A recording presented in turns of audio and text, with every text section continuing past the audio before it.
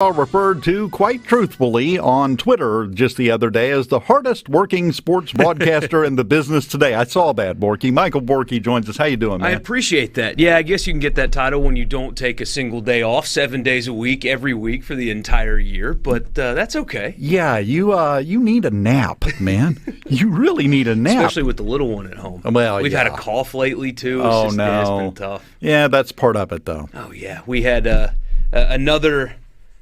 he had a play date, and the other kid had a cough, and Mom insisted that it was allergies. Well, it turns out, not allergies. Yeah. Yeah, that's kind of how it goes. Yeah, wait until school starts.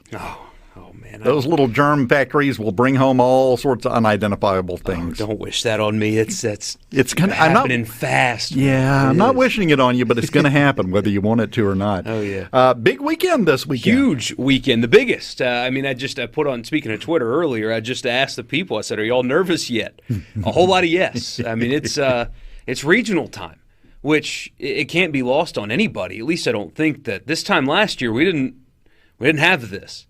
And there were a couple of teams, maybe 3 teams in the state that should have been able to host last year. And, of course, we didn't get the chance to do that. So forgive me for waxing poetic, but even though Southern Miss couldn't get it done in the Conference USA tournament, so they're in Oxford today, first pitch is in an hour 20, the towns of Oxford and Starkville and the surrounding areas, after last year, having football but not really, having to be shut down and not having the regular college year, to just get another weekend of 40,000 people or so in town over a 3-day weekend, you love to see it for sure. And then, of course, the baseball hopefully is going to be pretty good as well. Well, and I think you mentioned something that's very appropriate here, because I remember last year. Yeah. We were here. We were in the middle of baseball season. We had progressed to the part where we kind of knew what was going to happen. And then it just went away. Just gone. Never happened before. Yeah. So, yeah, there's going to be a recovery.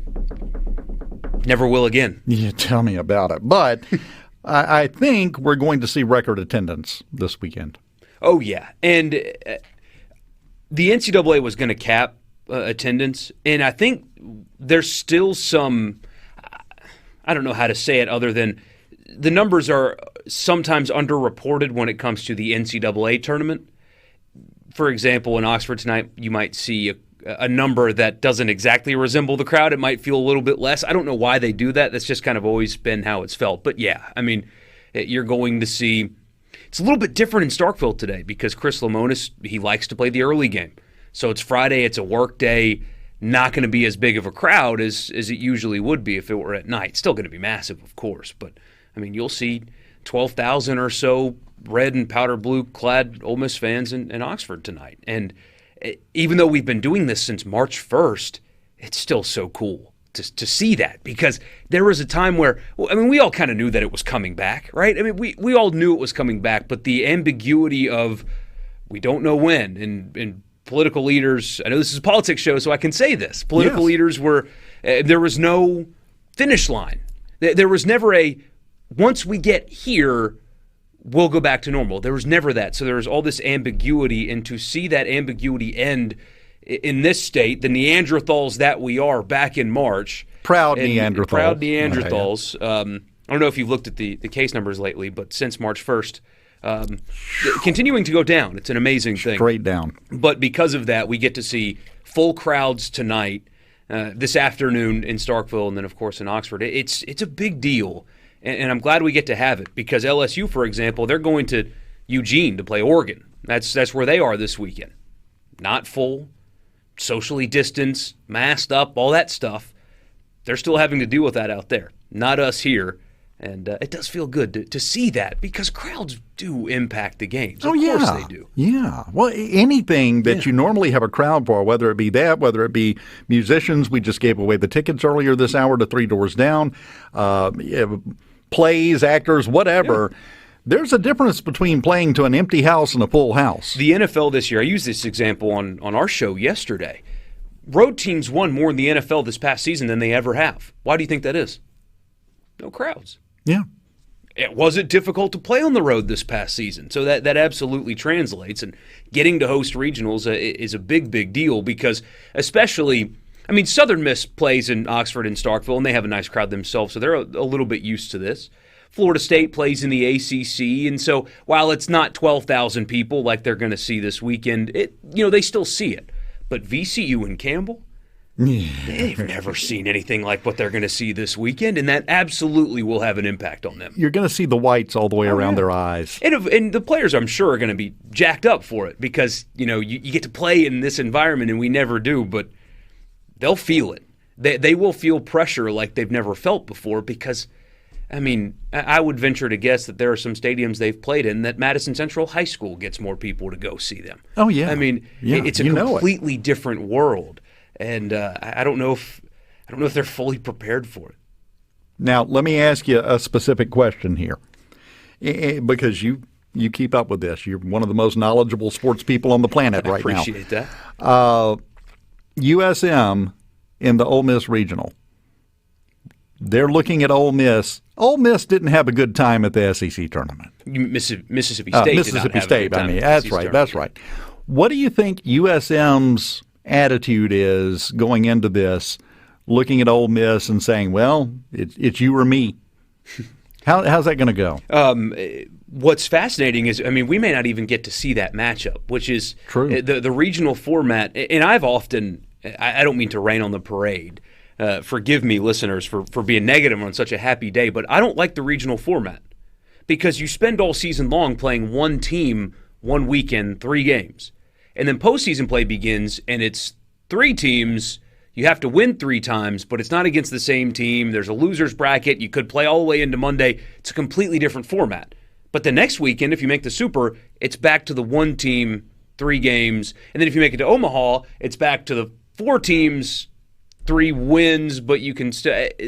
So I don't like the format. We may not even get to see Ole Miss and Southern Miss this weekend. But I know Scott Berry's group, their backs are against the wall a little bit. I mean, they, for lack of a better phrase, they blew it last week. They were in position to host a regional. Mm-hmm. They had to beat Louisiana Tech, and Louisiana Tech walked them off twice. Yeah. And if Southern Miss pulls off a win there, they're probably hosting in Hattiesburg today, which would have been an unprecedented 3 teams hosting in the state of Mississippi situation.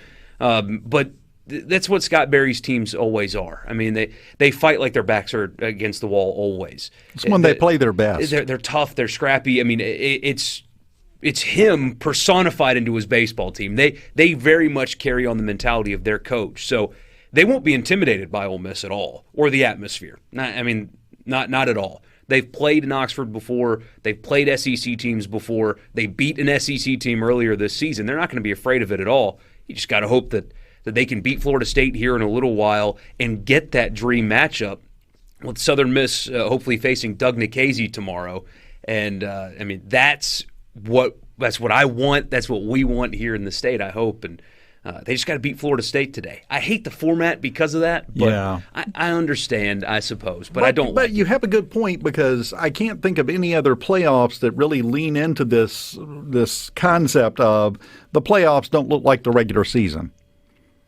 I mean, football is individual games. Yeah, that's fine. Football is just one game. I mean, Major League Baseball, you've got a series. You've got a series against one other team. It is different, and I personally I don't like it. I wish they would add an extra weekend and just do 3-game series, 3-game series, 3-game series. But that's just me.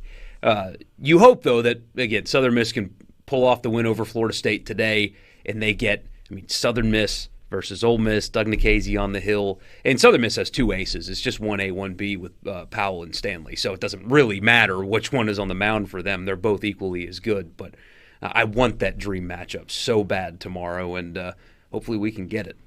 What do you think? I'm going to put you on the spot. Your predictions. What are we looking at after this weekend, after we get out of the regional? Who's moving on? Well, I do think the Ole Miss and Mississippi State both are 1 seeds for a reason. They are the best teams in their regionals. It's all about them executing. That's really it. There was a lot of hand-wringing over Ole Miss getting a tougher draw than Mississippi State. Ole Miss got a really tough draw. I mean, they're facing SEMO tonight, and while Southeast Missouri State, they're not very good comparatively speaking, but they're throwing a guy tonight that's a legit pitcher. He can pitch with anybody. So Ole Miss got a pretty tough draw tonight. But at the end of the day, all of that hand wringing and complaining about one draw being easier than the other, it doesn't really matter because should is a big word. But Ole Miss should be the best team in their regional. Mississippi State should be the best team in their regional. So if they both play to their capability, doesn't matter who their opponent is this weekend because they should on paper be better than them. It's all up to Ole Miss and Mississippi State. How they play will dictate if they move on. It's really that simple. Michael Borkey, you can catch him this afternoon, 3 o'clock on Sports Talk. Saturday, probably about 8 hours during the day. Sunday morning, you can catch him. Tonight, about midnight, I'm sure he'll log on for a few minutes. Just if you are really jonesing for some Michael Borkey, give it about a half hour if he's not on the air, either here or online, and he'll show up. That's the way you do, man. Yes, sir. Well, 2 o'clock Mississippi State, 2 o'clock Southern Miss, and 7 o'clock Ole Miss today. Big day.